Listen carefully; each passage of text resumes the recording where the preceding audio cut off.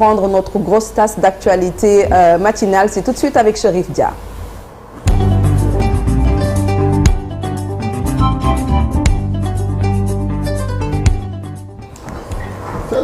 Ah, demandez. Nous démarrons par la CAN 2025, Chérif, le Sahélien. Les Lions entrent en lice à 15h face au Botswana. En plateau, hein. En effet. C'est l'hiver de Chérif. Effectivement, oui, les Lions du Sénégal se sont entraînés sur la pelouse du stade de Tanger hier après-midi à l'heure même du match dans une bonne ambiance. Voyons tout cela avec notre envoyé spécial, Mamadou Ndiaye. Face à la presse lundi à Tanger, le sélectionneur des Lions, Pape Thiaw, accompagné du capitaine Kalidou Koulibaly, est revenu sur les clés d'un bon départ à la CAN 2025 face au Botswana. Les deux hommes ont insisté sur la nécessité d'aborder cette première sortie avec sérénité, mais aussi avec beaucoup de détermination. De notre premier match de la CAN 2025, ouais, on s'est bien préparé, on a fait une bonne préparation. Maintenant, on est là à 24 heures de match, déterminé avec un groupe très motivé pour bien débuter ce tournoi. On ne se cache pas derrière ce statut de favori. C'est sûr, l'état d'esprit est bon. Après, on a un groupe déterminé qui a envie de bien débuter cette compétition. Donc, face à une équipe de Botswana qui est dure, qui a montré des bonnes choses pour être là. Donc, c'est sûr, on sait que ça sera un match difficile. Mais donc, voilà, on a hâte de tout donner sur ce match et de montrer que nos statuts qu'on est là pour faire quelque chose et surtout en passant par ce premier match. À l'entrée en lice dans cette compétition, on est très excités. On a hâte d'être sur le terrain demain. On a bien préparé cette compétition. On sait que ça va être une compétition très difficile pour nous avec beaucoup d'adversité, mais on est prêt, on s'est bien préparé. J'espère que cette compétition sera une grande fête pour l'Afrique, que tout le monde sera content de participer à cette CAN-là parce que je pense que ça sera une des meilleures. Favori sur le papier, le Sénégal entame rester fidèle à ses principes du jeu en misant sur la discipline tactique et l'engagement collectif. Pour bien lancer leur compétition, les Lions savent qu'il faudra répondre présent dès l'entame face à un adversaire à prendre très au sérieux. Merci Mamadou Ndiaye qu'on va retrouver en direct à 8h, à quelques heures du coup d'envoi Sénégal-Botswana. Yohan Diouf, un des gardiens de but de l'équipe nationale, affirme justement que cette équipe est prête, portée par un groupe soudé. Nous l'écoutons toujours avec Mamadou Ndiaye.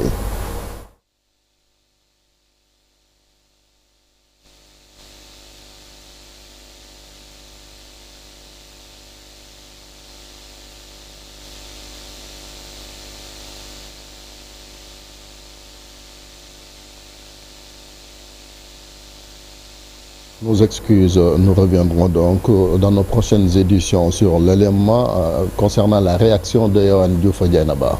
Et puis nous parlons d'autre chose, de l'affaire Bintou Gueye, Chérif, son époux et ses beaux-parents placés en garde à vue. Puis l'enquête qui suit son cours rappelait que Bintou Gueye a été tué par balle à Keur Mbaye Fall. L'enquête qui s'oriente désormais vers un crime passionnel. Les indices graves et concordants réunis par la gendarmerie de la brigade territoriale de la zone franche industrielle de la compagnie de Keur Massar ont permis de privilégier la thèse du meurtre. De nombreuses incohérences ont été relevées dans les déclarations du suspect. Selon Sénéweb, le mari de la victime n'est plus poursuivi pour homicide involontaire. Il est désormais visé pour meurtre, détention illégale d'armes et défaut de papier administratif afférent à l'arme. Rappelez également que le père et la mère du suspect ont été arrêtés dimanche pour entrave à une enquête en cours. Ils auraient dissimulé le téléphone de leur fils pour faire disparaître les preuves. Ainsi, le présumé meurtrier et ses parents ont été placés en garde à vue et devraient même déférer au parquet du tribunal de grande instance de Pikine-Guédiawaye ce mardi. Diaynaba. Affaire à suivre. Hein? Ouais. Donc, affaire à suivre. Affaire Prodac, Chérif, les avocats d'Ousmane Sonko plaident pour la réouverture du procès opposant leurs clients à l'ancien ministre Mame Mbaye Niang. Ils ont fait face à la presse. Selon eux, la procédure de révision du procès opposant Ousmane Sonko Mame Mbaye Niang franchit un nouveau cap. La Cour suprême sera saisie par la garde des Sceaux et la mise en place également d'une commission pour réviser ce procès. Nous écoutons des avocats de Ousmane Sonko au micro de Dissa Prera et Modou Diop. C'est le garde des Sceaux qui a saisi le procureur général. Aujourd'hui, le dossier a été transmis au procureur général qui, à son tour, doit saisir le premier président de la Cour suprême qui doit réunir la Cour pour statuer sur la recevabilité de cette demande de révision. Bon, en termes de recevabilité, on peut distinguer peut-être de recevabilité formelle. Est-ce que la procédure qui a été prévue a été suivie par le garde des Sceaux? Oui, elle a réuni la commission. La commission a émis un avis favorable. Elle a transmis au parquet général. Donc de ce point de vue-là, du point de vue formel, la procédure a été respectée. Dans le fond, je ne vois pas ce qui peut aujourd'hui empêcher la révision du procès. Certains seraient tentés de penser qu'avec l'intervention de la loi d'amnistie, la révision ne pourrait prospérer, on ne pourrait pas aller à la révision du procès parce que c'est des faits qui ont été amnistiés. C'est vrai, c'est des faits qui ont été amnistiés. Mais c'est une amnistie qui procède d'une loi ordinaire. Je vous ai dit tout à l'heure que dans la hiérarchie des normes au Sénégal, la loi organique a une place supérieure à celle des lois ordinaires. Il y a la Constitution, il y a les lois constitutionnelles, il y a la loi organique, il y a les lois ordinaires. Alors, donc, une amnistie prévue par une loi ordinaire, est-ce qu'elle peut influer sur une procédure prévue par une loi organique qui lui est supérieure? En droit, non. Et d'ailleurs, pour cette même affaire, si on devait suivre cette logique, la Cour suprême ne se serait pas prononcée sur le rabat d'arrêt. Parce que le rabat d'arrêt est intervenu après la loi d'amnistie. Pour autant, la Cour suprême a déclaré la procédure en rabat d'arrêt recevable, l'a examinée et a statué sans même évoquer pas une seule seconde ou ni sur une seule phrase la loi d'amnistie. Parce que la loi d'amnistie ne joue pas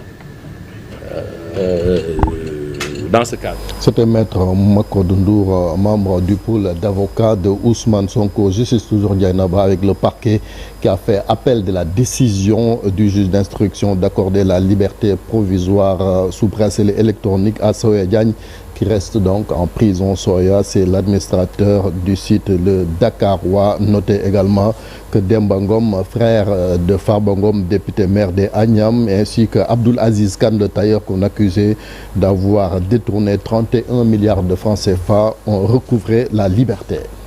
Restons dans ce chapitre judiciaire et c'est pour parler des conditions carcérales qui sont au cœur du plan stratégique de l'administration pénitentiaire. Oui, l'administration pénitentiaire qui a validé son plan stratégique 2025-2029, la performance du système pénitentiaire ainsi que les conditions de détention ont été au cœur des discussions. Plus de détails avec l'inspecteur Aliou Ciss, c'est le directeur général de l'administration pénitentiaire.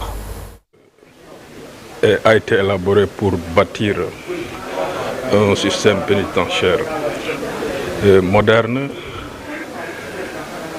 performant et profondément aligné sur les standards nationaux, régionaux, internationaux. Oui, c'est un plan stratégique qui est axé sur 4 piliers. D'abord, il y a les conditions de détention, il y a les conditions de travail, il y a la réinsertion sociale. Et enfin, il y a la gouvernance, le pilotage au niveau stratégique. Bon, ce plan a été élaboré, comme je le dis, pour améliorer la sécurité, améliorer les conditions de détention, pour combattre sur la surpopulation carcérale, également donner un nouveau souffle à à la réinsertion sociale pour faire des établissements pénitentiaires des espaces de transformation sociale pour une réinsertion sociale citoyenne des détenus. Également, améliorer les conditions de détention pour respecter la dignité humaine et les droits fondamentaux des détenus. Avec la surpopulation carcérale que nous connaissons actuellement, il est très difficile de respecter ces droits fondamentaux et la dignité des détenus.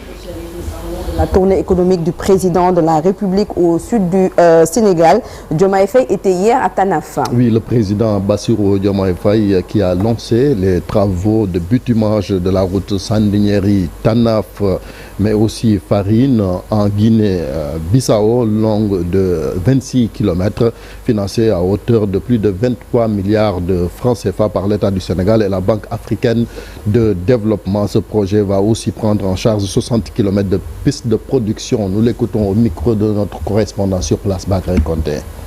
Les déplacements doivent être facilités, mais de façon plus générale, le désenclavement des zones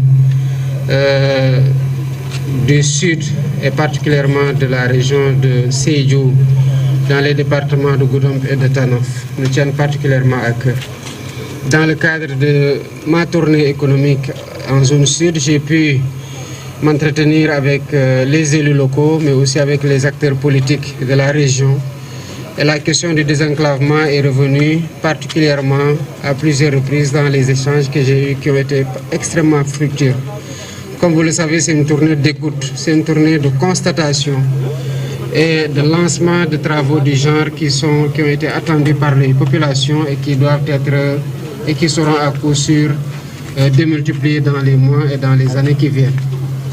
Sous ce rapport, je note avec satisfaction que le projet est accompagné de beaucoup d'infrastructures connexes qui contribueront à n'en pas douter à l'amélioration de la qualité de vie des populations, sans mentionner simplement les 60 km de pistes qui doivent être aménagées à l'intérieur du département ou même de la région de Sédhiou.